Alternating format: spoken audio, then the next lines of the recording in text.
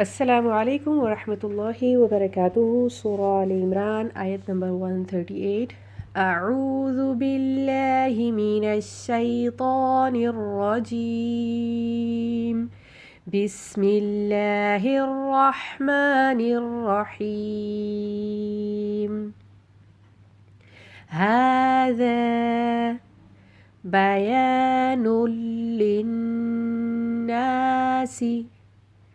وهدى وموعظة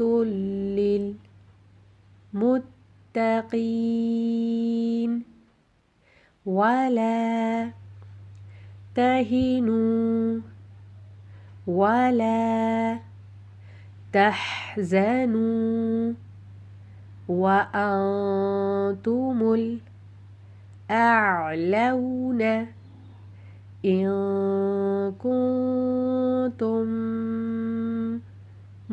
مؤمنين إن يمسسكم قرح فقد مس القوم قرح مثله وتلك الأيام نداولها